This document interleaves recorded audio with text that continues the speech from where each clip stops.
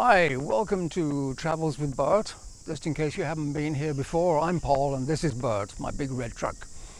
And today, as you can probably see behind me, we're at a temple.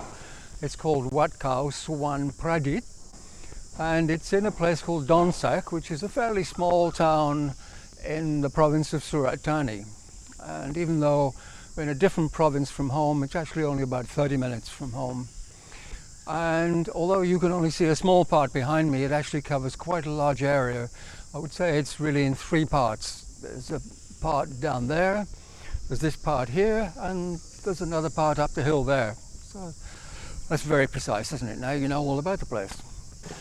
So down the hill there, I did a little bit of filming on the way in, and really all you can see there is the small houses. They look like dolls' houses to me, but that's where the monks live. I must admit they have a really good view. You can see the Don Sak River and down below the Don Sak town. So as you can see, it's a nice sunny morning here. It's I think about just 9 a.m., 9:30 in fact. And it's only 31 degrees this morning, so that's kind of cool. I probably should have brought a sweater.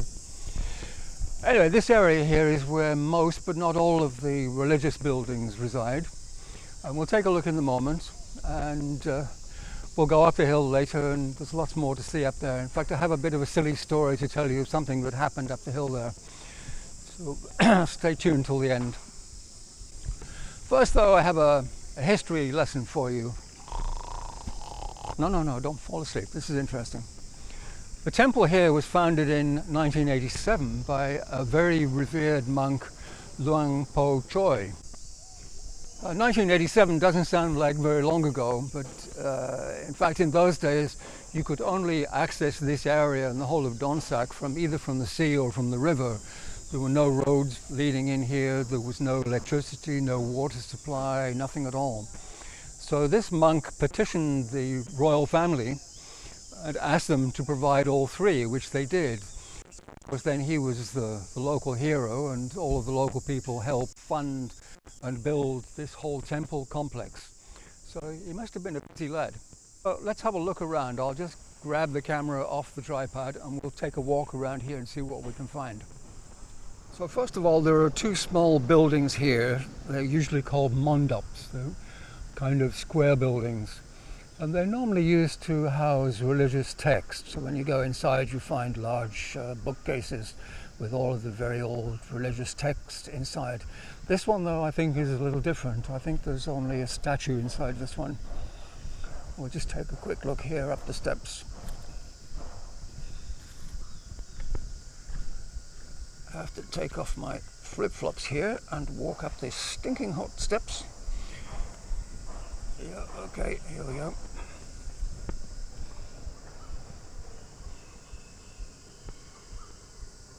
Yes, there's just a statue in here, but there's no sign of any texts. So at the back here there's a fairly attractive building known as an ubosot, which is the ordination hall for monks. And it's not unusual that it's locked, so I'm afraid I can't show you inside, but it's quite attractive, especially in the bright sunshine. Okay, I just had a wander up the steps and out to the front of the building so you can get a better view. And lucky me, I'm standing in the shade. That's really very pleasant. Now we'll take a walk. Where will we take a walk to? Over there, because there's a couple of statues that I want to show you, including the Buddha statue right in front. On the way there I had to pass these steps, so I thought I'd just show you that. This is how you reach the main temple building at the top there. And if you're crazy, you could climb all the way up there, but we're not crazy, so we're going to jump in, Bert, and take the road. Okay, there's a better view of the Buddha statue that I mentioned. He looks quite appealing. I didn't say that. And then right back here there's another statue. I mentioned at the beginning that the royal family was heavily involved in the improvements to Don Sak generally and the building of this temple. And this in fact is a statue of Princess Sirindhorn, who, if I'm correct, was the daughter of the late king, which means she must be the sister of the present king. Yes, I think that's right. And she actually presided over the funeral of the revered monk who managed to get this place built. So having seen that, we're going to trek all the way back to Bert. It was actually quite a long way away now. If I move the camera around this way, he's actually way beyond the buildings that you can see there. So we'll go up over there, we'll jump in Bert and go up the hill and see what else we can find.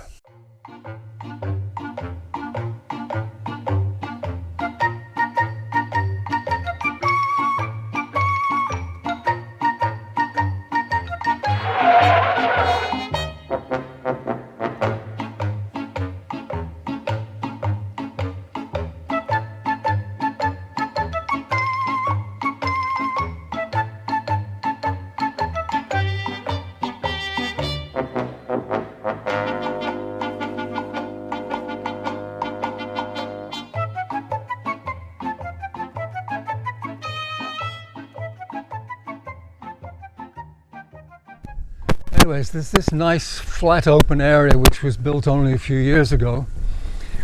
Originally there was just the main temple, which actually I'll just swing around and I'll show you that right now. So over at the back there is the main temple with the chedi on top. But over here you get quite a good view of different areas. This sticky out piece of land here that you can see is called Laem Thuat. Laem is the Thai word for sticky out piece of land, and right at the end there's a ferry terminal where you can take the boats off to Koh Samui, which actually is not visible from here. I thought it would be. And then if we move back this way, just got to walk over here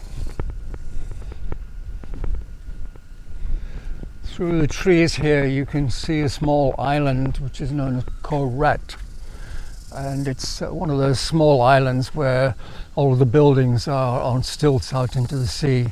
They call it a floating village, but it isn't really. It's actually just fitted to the seabed. And there's a tiny bridge goes across, which when I first went there probably 8 years ago was not big enough for vehicles, so I had to walk across. Now though, it's a single lane road, so you can drive across. So it's an interesting place, so we'll go there one day.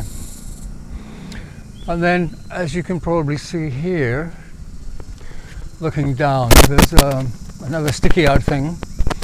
I suppose you'd call that an elevated walkway. And if I go over this side, walking, nice view of the sea.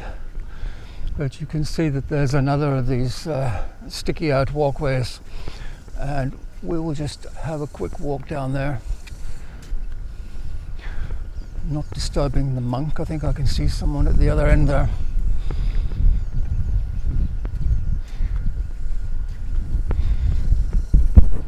And down at the bottom here you can get the same view that the monks got from their little dolls' houses. Ahead of me is the Don Sak river, and you can see down into Don Sak town, which I will show you momentarily, as the Americans like to say. So yeah, from here you can see the beginning of the Don Sak river and the beginning of the Don Sak town. It's not a particularly large place. It does go for another kilometre or two down the river, but it's quite a narrow little town. And then out this way, of course, we have lots of sea and the rest of the sticky out thing, and then another view back to the ferry terminal.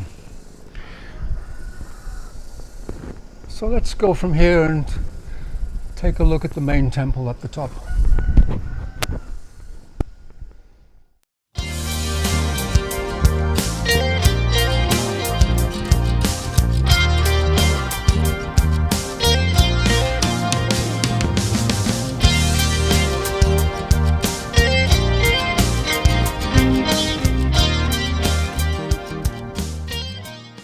So from here at the top of the steps, you can get a good view of the main chedi, the main temple building. And if I take the camera out to the left, probably an even better view of Koh Rat and looking out to sea. And I think now we'll go back down to Bert. Okay, so at the beginning I promised you a silly story. And a silly story involves Mimi. So let me first get Mimi. Yeah, this is Mimi. And I came here several years ago with Mimi to do some flying. Will she sit there? Yes, she will. Sit, girl. Don't move. And I took off from here because there was no one else here, just as there's no one else here now. And I wanted to go back up the hill to where we were so that I could see the whole view all around. So I sent Mimi off over there somewhere, just up in the air, I don't know, 30, 40 meters up, while I walked back up the hill. And as I'm walking up this hill here, I can hear this strange buzzing noise, sort of buzz. And I looked up and Mimi was kind of spiraling down, down, down, and there was nothing I could do with the controller, and she just kind of disappeared down there somewhere. So long story short, I looked and I could still see her. I knew where she was. And over on this way, there was a monk merrily sweeping the floor. So I grabbed a hold of him and tried to explain what a drone was and where Mimi had gone and how the hell was I going to get there. Because if you look over here, the ground is way, way down, and I couldn't figure any way that I could get down there. And I thought maybe if I went down there and then across, maybe I could reach her, but it didn't seem very practical. So as I say, I brought the monk way over there and pointed, and he said, "Oh, Darun." And he comes, come with me. So we go, and there's some steps just here, and you go down the steps, and if you go down a ways, you find this metal grill. And I looked, I thought, well, how does that help? So he opens up a door, and there's a door in the metal grill, and he opens it up, and inside, this is what you see. And I thought, the guy's crazy. Does he seriously think I'm either going to scrabble down that sandy bank, or I'm going to walk out on the concrete things to get way over there? So he brushes right past me, and he picks up his robes in one hand, and he just sort of waltzes out down the concrete, they're not walkways, just the concrete reinforcement things. And he had no fear at all. He's just sort of wandering, like this, like a tightrope walker, like he does this 3 times a day before breakfast. Or maybe he does. And then, of course, he gets to the upright ones, and he just casually puts one arm around, and he waltzes, and then he keeps waltzing down the next one, until eventually he gets all the way over to the far side, and then he sits down on one of the horizontal ones, and he drops, and he just disappears. I thought, where's he gone? So 10 minutes later, he still disappeared, and I'm standing there thinking, I've killed a monk.